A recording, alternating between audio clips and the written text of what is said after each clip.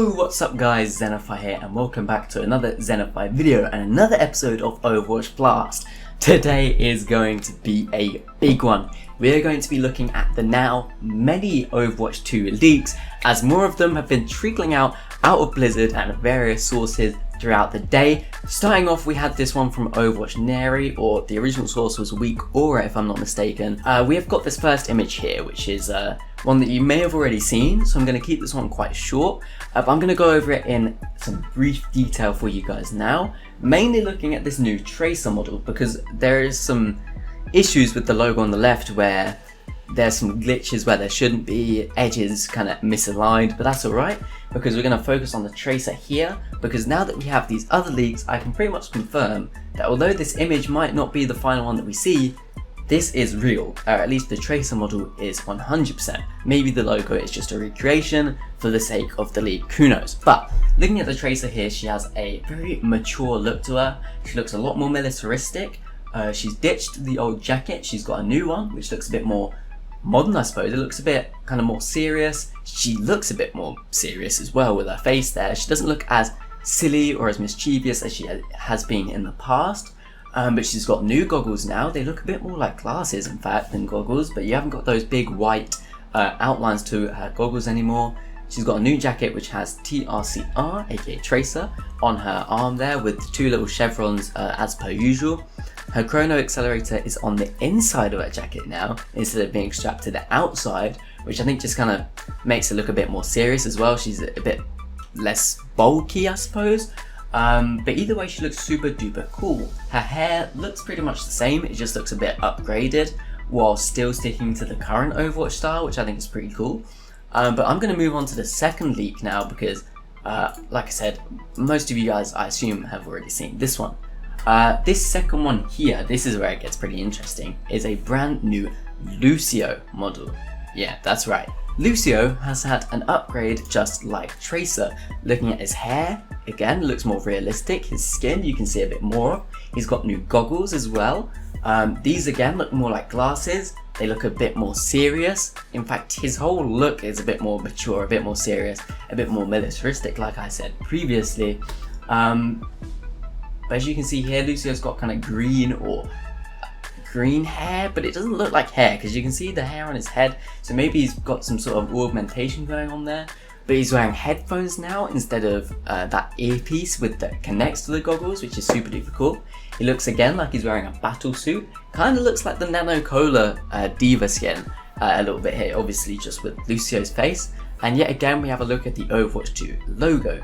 This one is far better. There aren't any rough edges. This is all quite clearly official. It's done right. This looks to be like it could be the final image. And in the background here, it looks like we have a brand new map, Rio de Janeiro. And given that Lucio is from Brazil, I think this is entirely possible, and it also gets confirmed a little bit later on. Moving on to the next image now, which I think is the real meat of these leaks, is an in-game screenshot of Overwatch 2.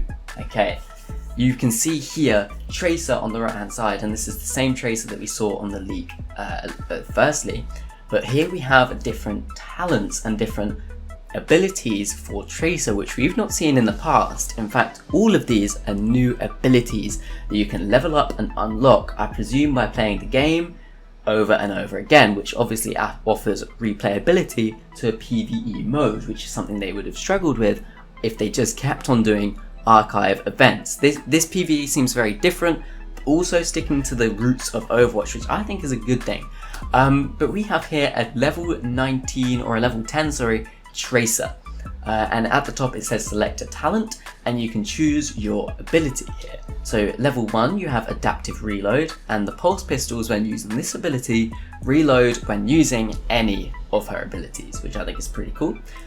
You also have hindsight, which is another level 1 ability where recall causes damage to all recently damaged enemies. So as she's recalling, she'll do, I assume, however much damage she did in the first blast again. So you basically get like a double damage, or maybe it's a set amount of damage that she zips back onto the enemies. Moving on to level 10, these ones are looking a bit more extravagant, a bit more cool. We have the first one, which is called Flash, and this one says that blinking through enemies damages them, which is a super interesting mechanic there. But it seems kind of plain, a bit boring. This one, on the other hand, chain reaction, sounds super duper cool. This one states that the pulse bomb causes secondary explosions on enemies that are damaged by it. So it's as if she sticks onto multiple people and they all blow up together, like a chain reaction. Sounds pretty cool. Now moving on to the big guns, which is level 20 abilities. This first one is called Vortex, and it says that enemies are pulled towards the point of recall and snared, which is pretty cool. So she'll recall, the enemies will kind of be pulled towards Tracer's recall, which will just make them even easier to kill as well, which I think is awesome. And you also have the final one called Speed Kills, which says killing blows speed up your cooldowns. So if you get a final blow on an enemy, your cooldowns will be halved or just shortened, meaning that you can use them a lot quicker if you're getting those final kills, that final bit of damage in, which I think for a Trace player is pretty cool. Moving on now to the second one. This looks to be in Overwatch 1, and this is Sojourn. Now I made a video on Sojourn a little while back. I highly recommend you go and watch that video again, especially now that we know we are getting Sojourn for real. Whether she's a hero or not, I'm unsure, but she is definitely, and I mean definitely, a part of Overwatch 2. Perhaps she'll be a hero in Overwatch 2 and not Overwatch 1. That would be cool. Maybe there's a whole plethora of new heroes in Overwatch 2 that won't cross over with Overwatch 1, which might be a bit upsetting for some, because Sojourn is a really cool hero and I'd love to see her in Overwatch 1. Although we don't know what her abilities are just yet, you can see here that she's augmented. She's a bit cybernetic. And she also looks a bit old. Given that she is a founding member of Overwatch, this is to be expected. She'll be around the same age as Anna, as Soldier, as Reaper, all original Overwatch members, but she looks pretty cool. I'm glad we do have a black female hero in the game because she looks really, really cool. Her eyes again look cybernetic and just awesome. And then we have this third image here. Now this is super low quality, and unfortunately I don't have a high resolution image, but again, you can see Sojourn, you can see Reinhardt in a new suit. You can see Mercy, who looks very glowing. She also looks like she has a different suit. Her halo looks very different, in fact. It looks a bit smaller. It kind of looks like a headband, and it looks like she's got shorter hair maybe, or that might be a ponytail. Either way, she's looking very bright. She's glowing. She's got Reinhardt looking at her. And we also have Lucio on the left of this image in his new suit with his new hair things, but most importantly we have a back view of Sojourn. Now as you can see, it appears that she has a maple leaf on her shoulder, which will tie into another leak which I will bring up in just a second. But here's Sojourn from the back. You can see that she's also got a cybernetic arm, maybe two, but that's all we can really tell from here. But we're going to go on to the ESPN article, which details a bit more of Overwatch 2 and what it means, and a bit more of the text that we have here. So moving on, we have the ESPN leak. This one states that hero talents and in-game items are coming to Overwatch 2, which will be PvE, and one of the missions will be a 4-player story experience set in Rio de Janeiro, as opposed to the 6v6 gameplay that you have in normal Overwatch. So we've got another Archives event here. It sounds like a 4-player mission set on a brand new map. Sounds pretty cool, and you'll have the different talents to help you with that, and you have something to work for now, unlike the Archive events where they don't have that much replayability. Given that you can upgrade your abilities now, it seems to be that they're offering an aspect of replayability, which is brilliant. But moving on into the main game, there's a new game mode being introduced, or a new map type, which is crazy. This is the first new mode since the game was released in beta in 2015. This one is called Push. I assume you have to push an objective, or you have to push through an objective or something like that, and once you make it to the other side you win.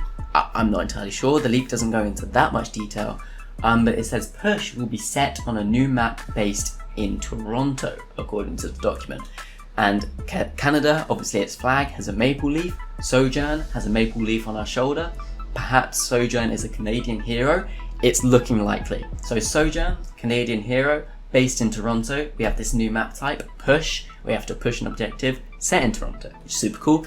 As well as the 4v4 map Rio de Janeiro, which ties back to Lucio, who's also been featured in a lot of these leaks. The ESPN leak moves on to talk about Overwatch's 32nd hero, and the fact that it doesn't mention Sojourn kind of confuses me. It makes me think that Sojourn is going to be an Overwatch 2 exclusive, like I said a bit earlier on, and she won't be in Overwatch, the main game perhaps. But Blizzard says here, or the leak says here, that Echo is Hero 32, which is to be expected, right? She is a fan favourite, we've got a lot of questions about her, she has very deep ties with Overwatch, which means more lore, so it looks like Echo is the one. Echo is Hero 32. Jeff Kaplan said back last year that they had big plans for her. This looks to be it. And that pretty much concludes all of the leaks that we have here actually.